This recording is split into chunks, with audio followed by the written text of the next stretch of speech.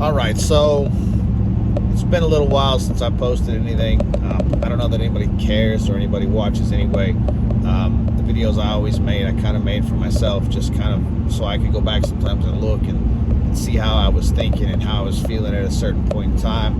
And then I just kind of put them out there for other people. And then the pandemic hit and everything in my world changed. 100% changed. It flipped upside down, went sideways, went backwards, did 360s, did 180s, did 720s. I mean, it just, everything went in different directions. And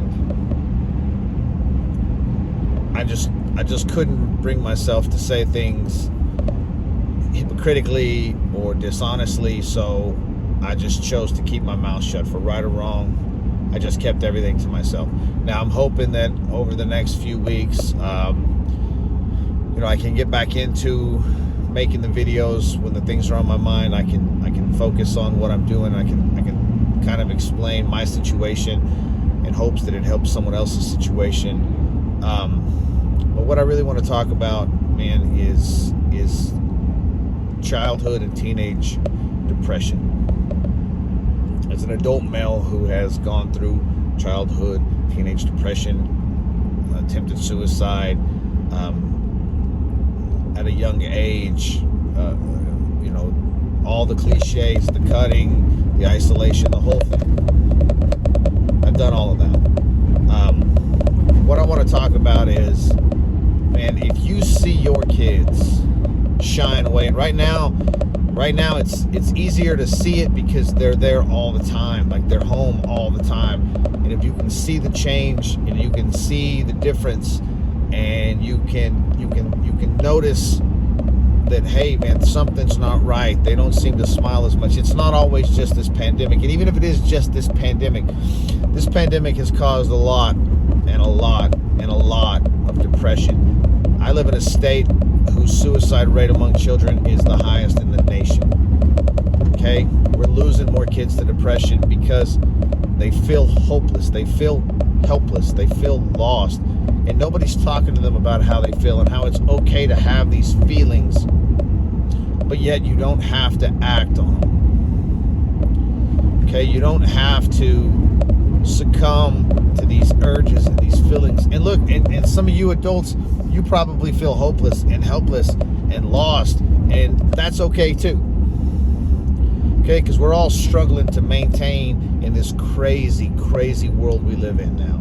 I don't want to say the new normal, because this ain't the new normal, and this doesn't have to be the new normal, and we can change it and we can fix it and we can make it better. But it's going to start with taking care of our children, making sure they understand that it is okay to have feelings.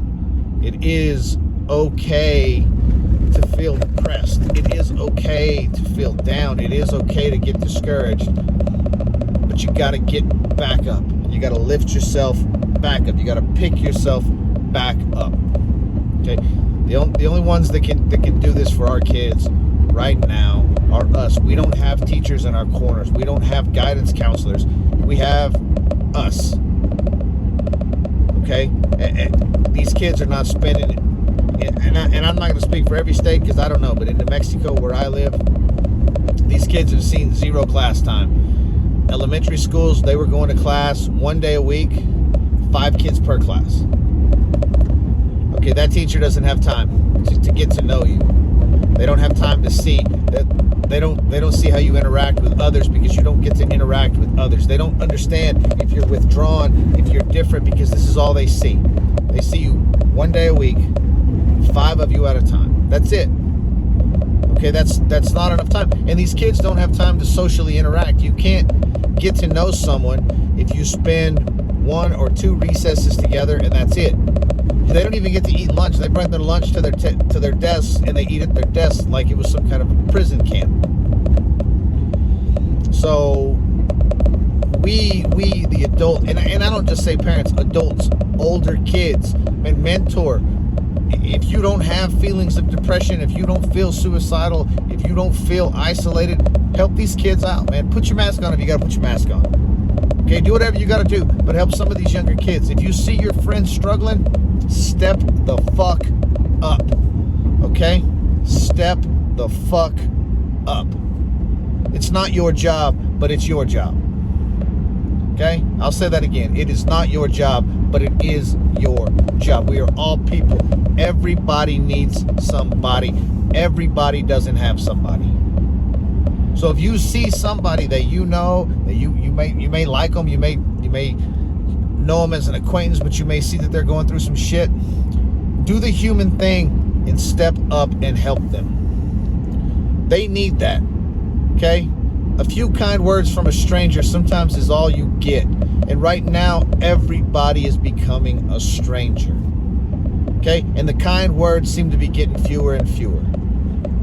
You know, as we pull ourselves apart, we detach ourselves from everybody, and we social distance and we stay away, man. It's real easy for somebody with severe depression to slip so far into it. Because now everybody is telling you that it is okay to detach yourself from society. It is okay for you to not have to talk to people. It is okay for you to sit in your home and never leave. Self-isolation is mandatory. Well, that's great unless you suffer from severe anxiety, severe depression, severe mania, any of these mental illnesses or disorders that cause you to think about hurting yourself, that cause you to think about suicide, to make you feel hopeless and helpless. They have basically turned mental illness and said, look, if you have this, you have to do all of these things that your mind tells you to do. You have to do them now. So now you have fulfilled the prophecy of, oh, no one wants to be around me. No one loves me. Everyone hates me. No one wants to talk to me. No one wants to visit me. No one wants to see me.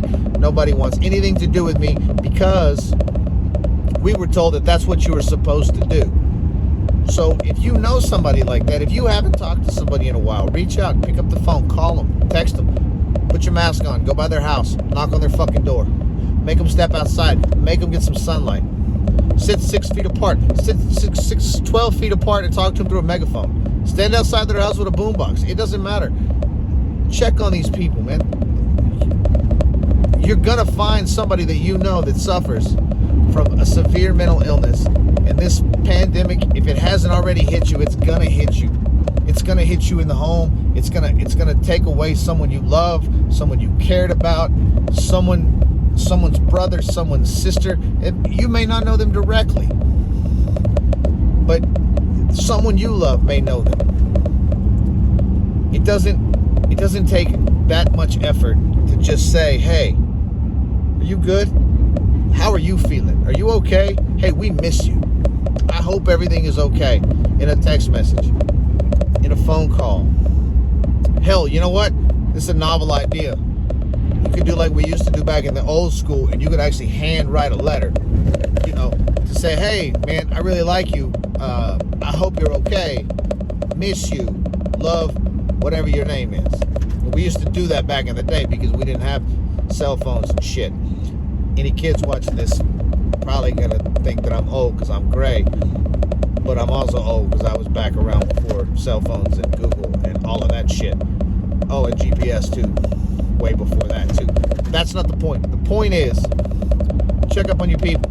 Check up on other people's people. Check up on everybody you can check up on. If you are not suffering through this pandemic, man, it should be your duty as a human being to reach out to people and help those people who feel like they cannot help themselves. Yes, they do exist. No, they do not want to be the way they are. They just are.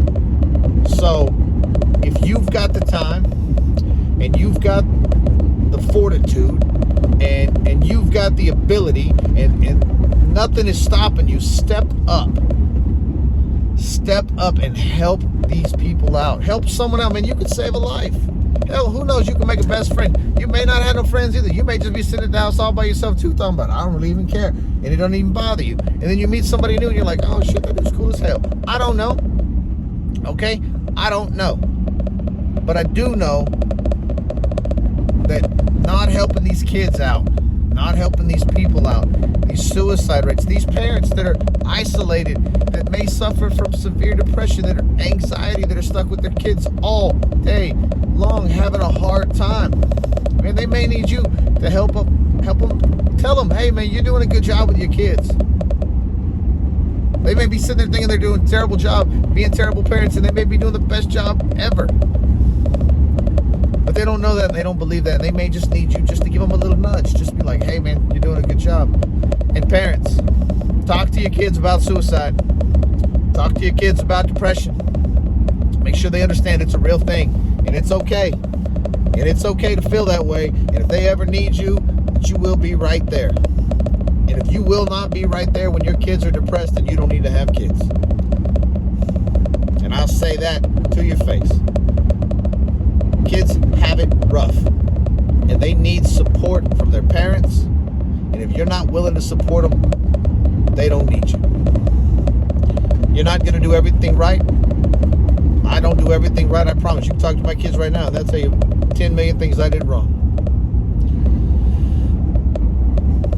But I do have an open dialogue about depression and about suicide, because it's real. Whether we want to believe it or not, nobody who ever lost a kid to suicide sat there and goes, well, I knew my kid was going to do it. I just didn't care. That's not how it works. You do everything you can to protect your kids. Sometimes you got to protect them from themselves. So just take a minute. Take a minute. If life is good for you, take a minute. Call a parent you know that may not be doing the best. Let them know they're doing a good job. Let them know you're there. Let them know you care. Okay? If you haven't seen somebody in a while, drop them a line. Stop by. Stand outside the door. Whatever it takes. However you're taking this virus. However you're taking the government's orders. Whatever you're taking. However you're doing it. Just remember that people still need people. And if you're one of the lucky ones that's not suffering, share some of that wealth with somebody who is. Thanks for watching.